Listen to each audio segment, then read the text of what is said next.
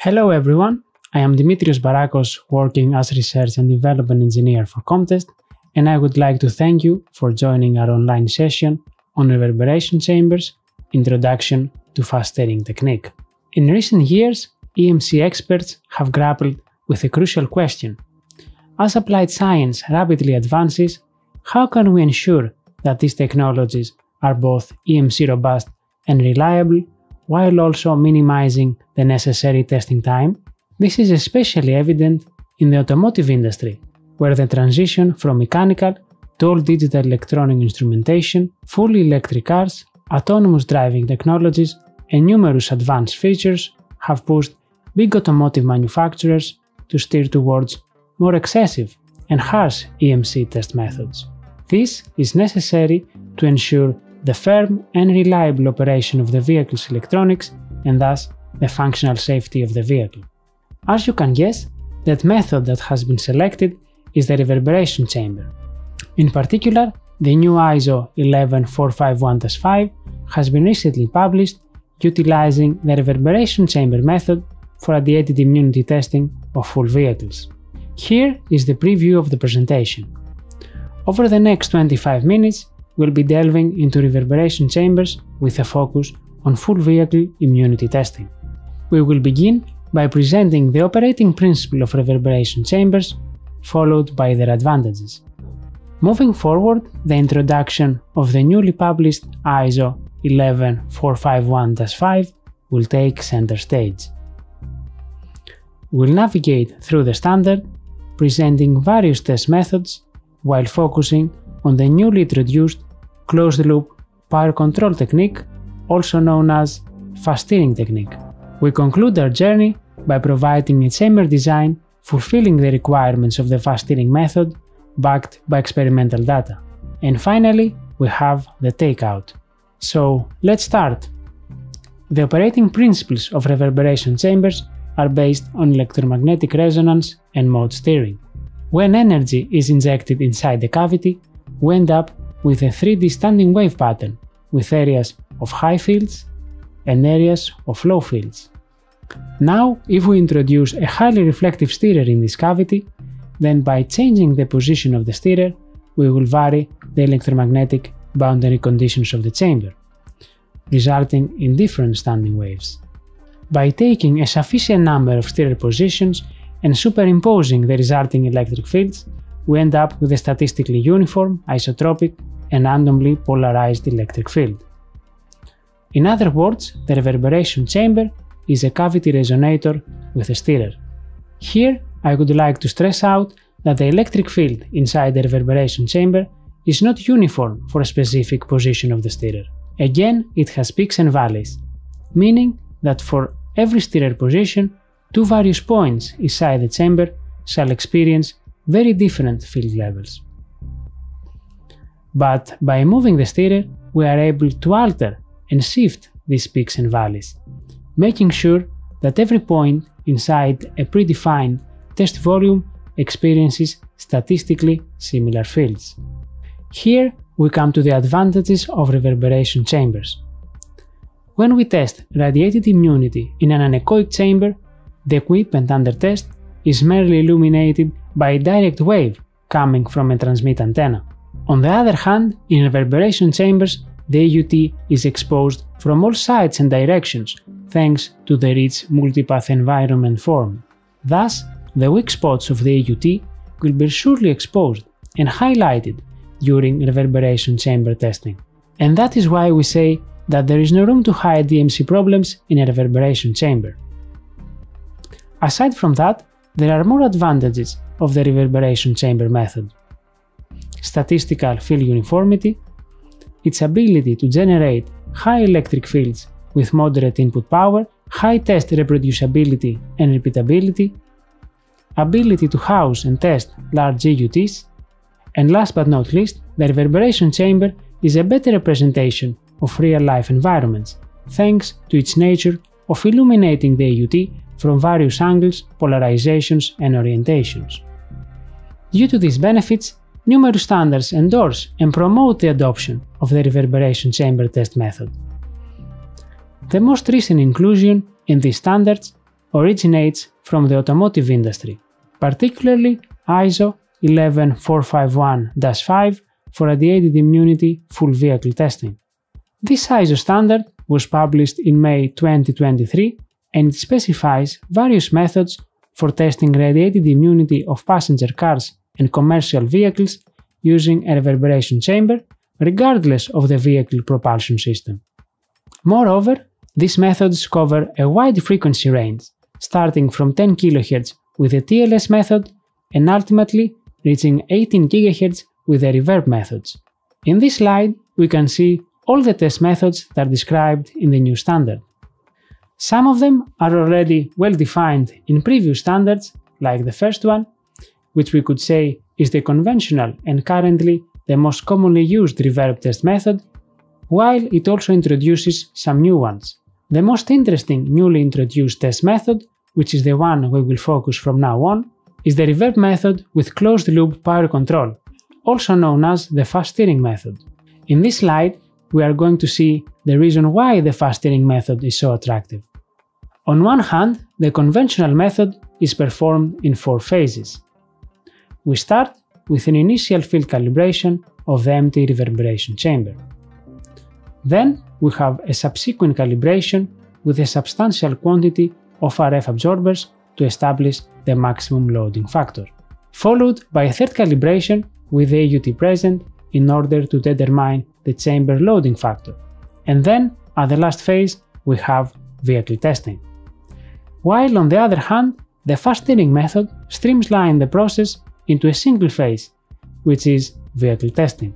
Moreover, the minimum test time for each frequency for the conventional method equals to the dwell time times the number of steerer steps used to calibrate the chamber. 12 is the minimum amount of steerer steps allowed by the standard, while for the fast steering method is only the dwell time. This can lead to a considerable reduction in testing time, constituting a substantial advantage in a fast-paced industry such as automotive. To sum up, the fast steering method, which is described in Annex G of ISO 11451-5, has the following benefits. No field calibration of the reverberation chamber is required. No need for determining the AUT loading prior to each test is required. And more importantly, it reduces significantly testing time. All of these advantages, however, come with specific requirements. In this case, when employing the fast steering method, a profound understanding of reverberation chamber statistics is a must-have. Deep understanding of reverberation chamber statistics is required for 2 main reasons. Firstly, to comprehend the functioning of the closed-loop power control mechanism, which is used to calculate and adjust the field in real time. In brief, the electric field levels are either calculated by utilizing the mean or the cumulative distribution function values of the 3 electric field components measured at the 8 corners of the working volume.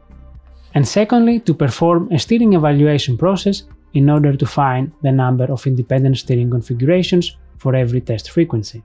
This steering evaluation is crucial because the number of independent steering configurations will determine the lowest usable frequency of the chamber. But what is the number of independent steering configurations? As we discussed earlier, when we inject energy inside the cavity, we end up with a 3D standing wave pattern, but by moving the steerer, we are able to alter the boundary conditions, resulting in a change in the electric field structure. Now, a slight displacement of the steerer will most likely result in a minor change of the electric field, but by moving the steerer sufficiently, we are able to produce a statistically significant change in the electric field pattern of the chamber. Any samples obtained from the fields resulting from this new steerer position are said to be statistically independent from those of the previous position, and that is how we define independent steering configurations. In order to determine the number of independent steering configurations, we shall follow these necessary steps. Firstly, we should define the steering scheme. If more than one steerer is used, the relative speed between them is required. Then we should measure the received power, the S parameter, or the electric field. From these measurements, we can calculate the autocorrelation coefficient, and then derive the number of independent steering configurations, as well as the coherence time, which is the minimum time span that needs to pass by to create a new statistically independent steering configuration. The criterion from ISO is that we should have more or equal to 12 independent steering configurations for every test frequency. Now, the minimum test time for each frequency step, while assuring at least 12 independent steering configurations, shall be 12 times the coherence time or the minimum dwell time defined in ISO 11451-1, whichever is longer. For example, if the minimum dwell time in ISO is 1 second and 12 times the coherence time is 2 seconds, then the minimum testing time is equal to 2 seconds. On the other hand, if 12 times the coherence time was 0.5 seconds, the minimum test time would be equal to 1 second. Now that we have covered the theory, the immediate next step was to apply it in a real reverberation chamber. For that reason, we went to the Technical University of Eindhoven, where Comtest had recently built a reverberation chamber for the electromagnetics group. As you can see from the slide, the chamber dimensions are 5 by 4.3 by 2.3 meters, and for the steering, a dual Z-fold steering system was utilized, with one horizontal steerer and one vertical steerer. The chamber was designed for research purposes with an estimated lowest usable frequency around 200 MHz. Moreover, the two steerers are not equal in size, with a horizontal steerer occupying a bit less than twice the volume of the vertical steerer. The goal of this research campaign was to identify how the relative speed of the steerers as well as their size affect the number of independent steering configurations, and depending on the results, potentially scale up the design for a full vehicle chamber. The first experiment we performed in the chamber was the conventional field uniformity evaluation, where we measured the standard deviation of the electric field at the 8 corners of the working volume for 12, 18, and 36 steerer steps, while rotating both steerers with the same ratio. The frequency range examined for this test was from 200 MHz to 1 GHz. Here are the results for 12 steerer steps, which is the minimum number of steps allowed by the standard. The limit is equal to 6 dB for frequencies lower than 100 MHz, then it decreases linearly to 3 dB at 400 MHz, and it remains at 3 dB for higher frequencies. As you can see, 2 points are over the standard defined limit, but the chamber still fulfills the standard requirements since 3 frequencies per octave are allowed to exceed the limit by an amount not more than 1 dB. When 18 steerer steps are used, we see a clear improvement in the standard deviation, with no points exceeding the limit. Finally, with the incorporation of 36 steerer steps, the results show further improvement, demonstrating excellent chamber performance. Since we confirmed the good performance of the chamber, we are ready to move on with the most interesting experiments, in order to find out the number of independent steering configurations. For this investigation, 6 different steering schemes were examined. In the first one, we call it 01, only the vertical steerer was used. For the second one, 10, only the horizontal steerer was used. As I mentioned before, the horizontal steerer is considerably larger than the vertical one, and the expectation was to witness an improvement in the number of independent steering configurations. Then both steerers were used, rotating at the same speed, 1-1. Then both steerers were used, but the vertical steerer was rotating with twice the speed of the horizontal steerer, then 3 times the speed, and finally 4 times the speed of the horizontal steerer. In the next 2 slides, the results from the field probe and the receive antenna are presented. Here are the results from the field probe measurements for all the 6 steering schemes. On the x-axis, we have the test frequency, ranging from 180 to 400 MHz, while on the y-axis, the number of independent steering configurations. The first observation is that all the lines are above 12, which is the standard defined limit. Then we can clearly see that the results from the movement of only the horizontal steerer, depicted in green, are better than the results from the movement of only the vertical steerer, shown in light blue, which was expected since the horizontal steerer is considerably larger. When both steerers are used, the results improve even more.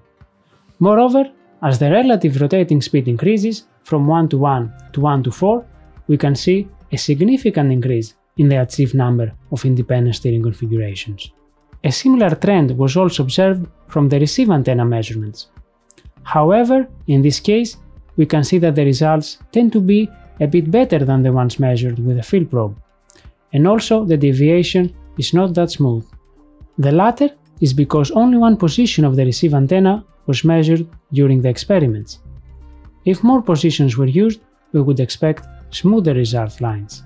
From the results obtained through this campaign, we came up with a scale-up design for a full vehicle chamber with the lowest usable frequency of 80 MHz. Here you can see a comparison table between the measured chamber in the Technical University of Eindhoven and the proposed 80 MHz full vehicle design.